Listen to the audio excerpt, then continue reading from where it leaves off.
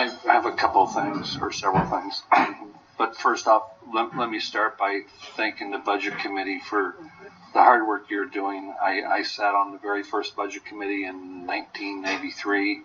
It's not an easy task. It's not an easy task to sit across from labor unions in the city and ask some good hard questions. It's also not an easy task to deal with management in the city when they want you to make decisions their way versus listening to ideas that you want to bring forward. So I appreciate what you're doing, and what I would say to you is the residents that are sitting on that Budget Committee, take the committee by the horns and lead it the way you want to lead it, and don't be afraid to think outside of the box and really look at what we need to do to make things better for all of us in this city.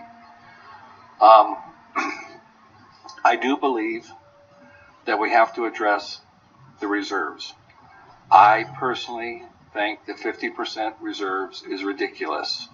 No other city, and I don't think your consultants or anybody else can show me any other city that's like us that has a 50% or more reserve. It's an excessive amount of money. We need to take a look at it. We shouldn't be waiting 2 or 3 years down the road to take a look at it. We need to look at it now. And we need to make a hard decision, whether we want to pay down unfunded liabilities, whether we want to look at some other avenues to deal with the unfunded liability. And there are some other ways to deal with it. One of them is the Monrovia example, and I don't know if that's been brought forward to the Budget Committee, but we need to look at those avenues. I am very much in favor of a fire district. I've met with the fire department. I've met with the union of the fire department. I think it's a good idea. It's a good concept. It would help the city. Yes, it takes a 2/3 vote, but I got to tell you, I actually believe the residents of this city would vote for that. And if for no other reason, the services that the fire department provides us in paramedics and fire services. Our fire chief got up tonight and talked about cardiac issues. I personally have cardiac issues. On New Year's Eve, I happened to be in Kernville and had cardiac issues. Kern County Fire Department responded. Didn't respond quite as fast as Rialto does, but they responded. That's a good service to have. And I can tell you, because I've lived it both in Rialto and in Kernville, our fire department and our paramedics are head over shoulders over any other fire department. So I think that's a good selling point for this community. And I think it's a conversation we need to have with the community. One of my issues with this utility tax is we go every 5 years, we sit, and then we go through a year of pain every single 5 years on getting it back on the ballot. So I tend to believe that it should be permanent, or more importantly, I think we have to look for a legitimate alternative. And I personally think that the fire district is a concept. I've encouraged the fire union to bring that forward. I don't know if they've done that yet, but I have encouraged them to do that. It benefits the entire city. The city council still controls it. It's a good idea. But we have to look at those things. As far as the discounts, I believe low income and seniors should have a discount, but I do tend to agree with the mayor.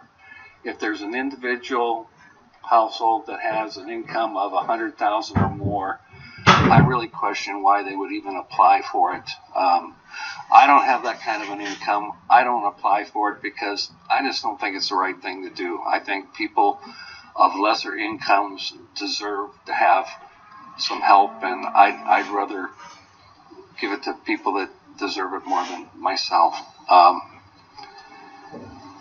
So on those, the June ballot versus April ballot, I personally prefer the June ballot. I think the residents of this community need to vote this up or down. It's not the city council's decision whether to have a utility tax. It's the residents' decision.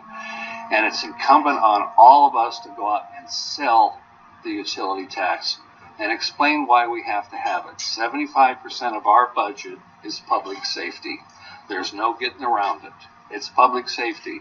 And very frankly, we need more police officers on the street. We need better technology. We've got a great fire department, but we depend on public safety in this city to be safe. And all of us want to be safe. There's not a single person here that doesn't want to be safe. So we just have to come up with a way to do it. I don't want to see us put this on the ballot, pass it, and then we wait for another 5 years and we have this same discussion. And it's been the same discussion 3 times now. We need to get rid of it. We need to find alternatives. Well, it's time to find some alternatives. That's why I recommended, as did the mayor and the rest of the council, that we have a budget advisory committee to kind of give us some new ideas and to look at some things. So I really appreciate what you guys are doing and have done. I think we need to get this on the ballot. I think we need to move it forward. But at the end of the day, we've got to find some alternatives, whether that's a fire district or some other mechanism. We all know that we tried to put this tax on the tank farms down in the south end of the city. We're fighting major oil companies. That's been going on for 4 years now. And it's going to go on another 4 or 5 years, I guarantee you. So until we can resolve that issue, we have to find some solutions, and we have to make this and keep this a good community. This city is moving in some really good directions. We've got a lot of good things happening in this city. I go outside of the city quite often, and I really hear people go, wow, Rialto has really changed. The new Walmart, the Renaissance. I mean, all you have to do is drive around the city and see it. And I'm proud of each and every employee in this city, and I'm proud of my fire department, my police department, and I want to make sure they have the tools and what they need to get their job done. And I also want to make sure that our police officers and firefighters have a decent retirement. They deserve it. Anybody that's out there, especially a police officer today in this world, and has to deal with people that aren't afraid to be shot at or aren't afraid to shoot back at a police officer, they deserve a retirement when they spend 20, 25 years in law enforcement protecting our community. So I will move forward with this tonight with you, Madam Mayor, on the concept that we go to a June vote, that the $100,000 income and above for seniors they would not be exempt. And I'm sorry? When I said permanent. And permanent. I just think it needs to go permanent. But I do think we need to replace it. So let's take it permanent, but let's find a replacement for it.